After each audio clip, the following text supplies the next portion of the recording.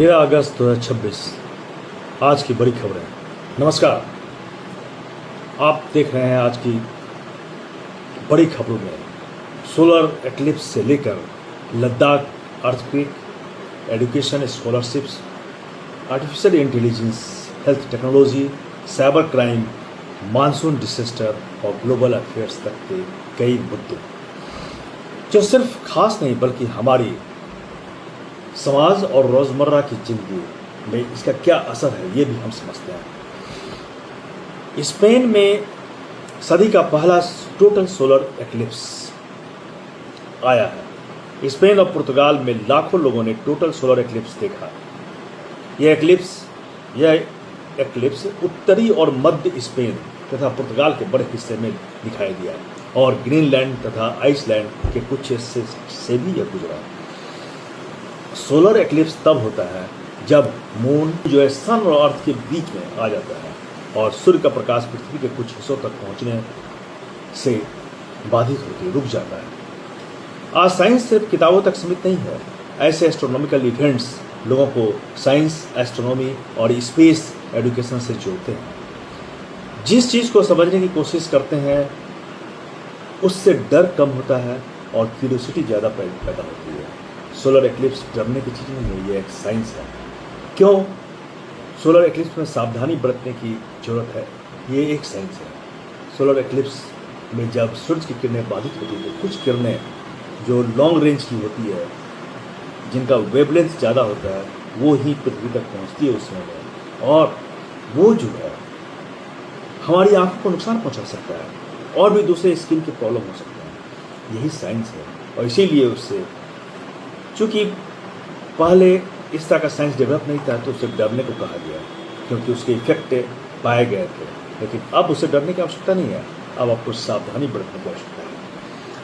Higher education के लिए 1.09 करोड़ का स्कॉलरशिप्स की बात सामने आई है। सरकार की जानकारी के अनुसार फिनेंशियल ईयर 2025-26 में पोस्ट मैट्रिक और हायर एजुकेशन के लिए लगभग 1.09 करोड़ स्कॉलरशिप दी जा रही है। इनमें करीब 38 लाख स्कॉलरशिप्स ओबीसी, ईबीसी और नोटिफाइड ट्राइब्स के छात्रों के लिए बताई गई है। स्कॉलरशिप्स का उद्देश्य आर्थिक या सामाजिक बाधाओं के बावजूद विद्यार्थियों को एजुकेशन जारी रखने में मदद करना है। भारत की सबसे बड़ी ताकत उसका यंग पॉपुलेशन है, जिसको सरकार अभी इग्नोर कर रही है, और टैलेंट पूल है। ये भारत की सबसे बड़ी ताकत है। लेकिन टैलेंट तभी आगे बढ़ेगा जब एजुकेशन तक एक्सेस सभी को मिले। इसे सभी को समझना होगा और एजुकेशन की एक्सेस सभी को देनी होगी। प्रतिभा सिर्फ मौके की ज़रूरत होती है, प्रतिभा को सिर्फ मौके की ज़रूरत होती है। कभी कभी एक स्कॉलरशिप पूरी ज़िंदगी बदल सकती है। लद्दाख के लेह में 5.5 मैग्नीट्यूड का अर्थक्वेक आया है। सुबह करीब 6 बजे लेह लद्दाख में 5.5 मैग्नीट्यूड का अर्थक्वेक दर्ज किया गया। इसकी डेप्थ लगभग 10 किलोमीटर बताई गई है और शुरुआती रिपोर्ट में किसी बड़े नुकसान या कैजुअलिटी की सूचना नहीं थी। अर्थक्वेक की इंटेंसिटी को आमतौर पर मैग्नीट्यूड से व्यक्त किया जाता है। इसे हम मैग्नीट्यूड से रिप्रेजेंट करते हैं, जबकि किसी क्षेत्र में महसूस होने वाले प्रभाव को इंटेंसिटी स्केल्स से भी समझा जाता है। लद्दाख हिमालयी क्षेत्र में स्थित है जो टेक्टोनिक एक्टिविटी के लिहाज से काफ़ी महत्वपूर्ण है। अर्थक्वेक हमें याद दिलाता है कि डिसास्टर प्रिपेयर्डनेस लग्जरी नहीं, यह नेसेसिटी है। आपदा आने के बाद तैयारी करने से बेहतर है आपदा आने से पहले हम तैयारी करें, क्योंकि आज सभी कुछ नून है कि कहाँ अर्थक्वेक ज़्यादा आएंगे, कहाँ कम आएंगे, कहाँ का स्केल कितना रहेगा, कहाँ का मैग्नीट्यूड कितना रहेगा। मुंबई में लैंडस्लाइड, मानसून फिर बना चुनौती। मुंबई के कुर्ला इलाके में भारी बारिश के बीच लैंडस्लाइड की घटना में 7 लोगों की मौत की खबर है, जबकि 2 बच्चे भी इसमें शामिल हैं। प्रशासन की ओर से मृतकों के परिवार के लिए कंपनसेशन की घोषणा की गई है। अब प्रश्न उठता है कि लैंडस्लाइड जो होता है उसे कैसे रोका जाए। लैंडस्लाइड्स का मेन कारण होता है पेड़ों की कटाई, वृक्षों की कटाई, और उससे रोकना तभी संभव है जब हम पेड़ को डिस्टर्ब नहीं करें। भारत में मानसून सिर्फ मौसम नहीं है, ये एग्रीकल्चर, इकोनॉमी, वाटर रिसोर्सेज और अर्बन इंफ्रास्ट्रक्चर से जुड़ा हुआ है। बारिश के दौरान लैंडस्लाइड और फ्लडिंग हमें अर्बन प्लानिंग, ड्रेनेज और कंस्ट्रक्शन सेफ्टी और डिजास्टर मैनेजमेंट की अहमियत बताते हैं। और फिर हम किस तरह से प्रकृति को नुकसान पहुंचा रहे हैं ये भी हमें इस मैग्नीट्यूड के द्वारा पता चलता है। जितनी ज़्यादा दवाई समझिए उतना ज़्यादा हमने हमारी प्रकृति को डिस्टर्ब किया है। प्रकृति को नियंत्रित नहीं किया जा सकता है, लेकिन नुकसान को कम करने के लिए तैयारी जरूर की जा सकती है। आईआईटी मद्रास में post doctoral fellowship. IIT Madras ने पीएचडी होल्डर्स के लिए 2026 post graduate post doctoral fellowship के एप्लीकेशंस आमंत्रित किए हैं। यह अपॉर्चुनिटी रिसर्च और एडवांस्ड एकेडमिक वर्क से जुड़ी हुई है।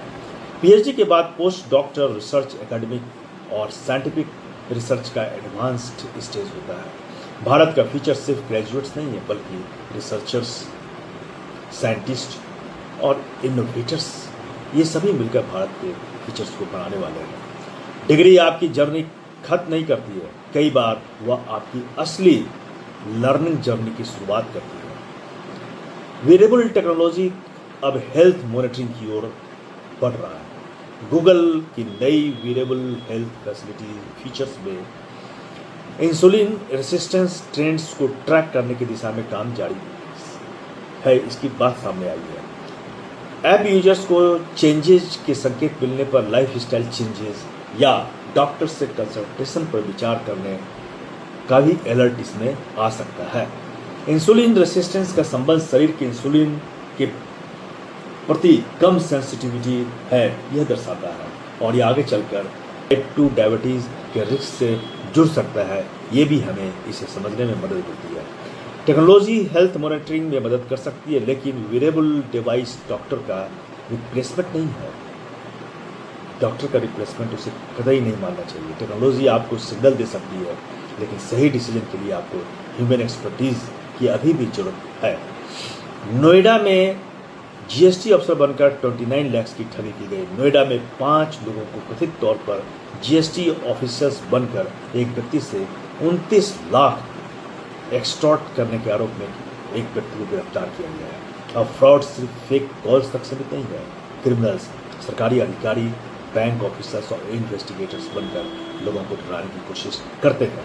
अगर कोई व्यक्ति अचानक सरकारी कार्रवाई के नाम पर पैसे, ओटीपी, पिन या सेंसिटिव इंफॉर्मेशन मांगता है, उसे तुरंत वेरीफाई कीजिए। डर में फैसला मत लीजिए, पहले वेरिफिकेशन कीजिए।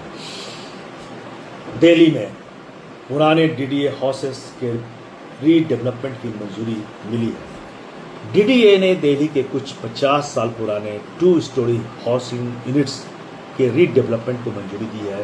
इससे पुराने हाउसिंग कॉलोनीज के रेसिडेंट्स को मॉडर्न रीडेवलपमेंट का अवसर मिल सकता है। ये बहुत ही आवश्यक है। अर्बन रीडेवलपमेंट का उद्देश्य पुराने इंफ्रास्ट्रक्चर को बेहतर हाउसिंग, सेफ्टी और मॉडर्न सिविक फैसिलिटीज से जोड़ना है। भारत के शहर तेजी से बदल रहे हैं। आने वाले समय में रीडेवलपमेंट और सस्टेनेबल अर्बन प्लानिंग बड़ी भूमिका निभाएंगे। पुरानी चीज़ों की कीमत होती है, लेकिन जरूरत पड़ने पर उन्हें बेहतर बनाने की भी जरूरत होती है और उन्हें रिप्लेस करने की आवश्यकता है। अभी बारिश का ये हाल है कि नोएडा में बन रहे नए एयरपोर्ट, जेबर एयरपोर्ट में पानी बेतहाशा घुस गई, पानी का जमाव हो गया, वाटर लॉगिंग हो गई। और ये यहाँ पर टेक्नोलॉजी का फेलियर दिखा रहा है कि बनते समय क्यों नहीं टेक्नोलॉजी से एसेस किया गया कि पानी का जमाव यहाँ होगा। ड्रेनेज सिस्टम क्यों इतना पुअर है, ये सभी समझने की आवश्यकता है और सरकार को इस दिशा में काम करनी होगी। ट्रंप की सिक्योरिटी को लेकर एयरक्राफ्ट रूट में बदलाव। एक रिपोर्ट के अनुसार अमेरिकी राष्ट्रपति डोनाल्ड ट्रंप की एयरक्राफ्ट यात्रा में मिसाइल थ्रेट की क्रेडिबल इंटेलिजेंस के बाद बदलाव किया गया है। रिपोर्ट के अनुसार सीक्रेट सर्विस ने सिक्योरिटी के कारणों से एयरक्राफ्ट स्विच कराया। अमेरिकी राष्ट्रपति की सुरक्षा की जिम्मेदारी यूएस सीक्रेट सर्विसेज की होती है। यह खबर बताती है कि मॉडर्न जियोपॉलिटिक्स में इंटेलिजेंस, सर्विलेंस और सिक्योरिटी प्लानिंग कितनी महत्वपूर्ण हो गई है। यूक्रेन वार, मिसाइल टेक्नोलॉजी और ग्लोबल कॉन्फ्लिक्ट, की बात अब हम करते हैं। यूक्रेन ने दावा किया है कि रशिया के हमले में नॉर्थ कोरियन मिसाइल्स का इस्तेमाल हुआ है और इससे काफ़ी हानि हुई है, क्षति हुई है। रशिया यूक्रेन कॉन्फ्लिक्ट केवल दो देशों के बीच का युद्ध नहीं है, इसके प्रभाव energy prices, food supply, defence, trade और ग्लोबल डिप्लोमेसी पर भी दिखते हैं। युद्ध किसी भी समस्या का अंत नहीं है, क्योंकि एक क्षेत्र का युद्ध दुनिया के दूसरे हिस्से की इकोनॉमी और डेली लाइफ को प्रभावित करते हैं। इसलिए इसे वर्ल्ड के सभी देशों को मिलकर इसका समाधान निकालना होगा। ऐसा नहीं है कि कोई दो देश लड़ रहे हैं, वो बहुत बड़े हैं तो उसको छोड़ दिया जाए। आज ये जियो पॉलिटिक्स ऐसी है कि एक देश पर जब कुछ असर होता है उसका प्रभाव दूसरे देश पर पड़ता है। इसीलिए सभी देशों को एक होकर, एकजुट होकर काम करने की आवश्यकता है, क्योंकि यूनिटी इज पावर, एकता में ही शक्ति है। अब आज का हम जीके क्विज जानते हैं क्या है। सोलर एक्लिप्स में मून की पोजीशन क्या होती है? तो सोलर एक्लिप्स में मून की पोजीशन सन और अर्थ के बीच का हिस्सा उसमें होती है। ये सन, ये अर्थ और उसके बीच में मून होता है, तो ये सोलर एक्लिप्स होता है, सूर्य ग्रहण। अर्थक्वेक की मैग्नीट्यूड क्या बताती है? भूकंप की सेस्मिक एनर्जी और रिलीज की मात्रा का मेजरमेंट जो है ये है मैग्नीट्यूड ऑफ अर्थक्वेक। लद्दाख किस माउंटेन सिस्टम से जुड़ा हुआ है? लद्दाख जो है हिमालयाज और ट्रांस हिमालयन रीजन से जुड़ा हुआ है। ये माउंटेन सिस्टम है जिसमें लद्दाख जुड़ा हुआ है। पीएचडी के बाद रिसर्च का एक एडवांस्ड एकेडमिक स्टेज क्या है? पोस्ट डॉक्टोरल रिसर्च, ये एडवांस्ड एकेडमिक स्टेज है। इंसुलिन रेसिस्टेंस किस हेल्थ प्रॉब्लम के रिस्क से जुड़ी हुई है? इंसुलिन रेसिस्टेंस जो है प्री डायबिटीज़ और टाइप 2 डायबिटीज़ से जुड़ी हुई है। भारत में मानसून क्यों महत्वपूर्ण है? भारत में मानसून इसलिए महत्वपूर्ण है कि यह एग्रीकल्चर, वाटर रिसोर्सेज, इकोनॉमी और इकोलॉजी के साथ जुड़ी हुई है। मानसून इसी के साथ जुड़ी, इसी पर, ये सभी चीज़ें इसी मानसून पर निर्भर करती हैं। तो आज के इस खबर में हम 5 लाइफ लेसन सीखते हैं। वो क्या है आइए जानते हैं। पहला है साइंस को समझिए, अंधविश्वास को नहीं। डिसेस्टर कभी वार्निंग देकर नहीं आते, हमें प्रिपेयर्ड रहना होगा। एजुकेशन में इन्वेस्टमेंट सबसे बड़ी पावरफुल इन्वेस्टमेंट है। टेक्नोलॉजी का इस्तेमाल करें लेकिन ब्लाइंडली ट्रस्ट नहीं करें टेक्नोलॉजी पर। किसी भी इमरजेंसी या फिनेंशियल प्रेशर में वेरिफिकेशन को पहला कदम बनाएं। अगर कोई आपको ठगने के लिए आया है तो उस पर डायरेक्टली गवर्नमेंट ऑफिसर्स बन के आपको तंग कर रहा है तो उस पर विश्वास करने से के पहले आपको वेरीफाई करना चाहिए कि क्या ये सही है।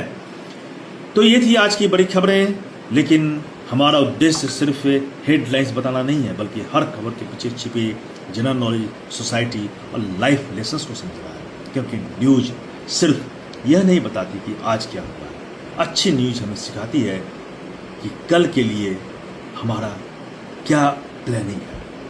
आज के लिए इतना ही, फिर मिलते हैं कल के न्यूज़ बुलेटिन में।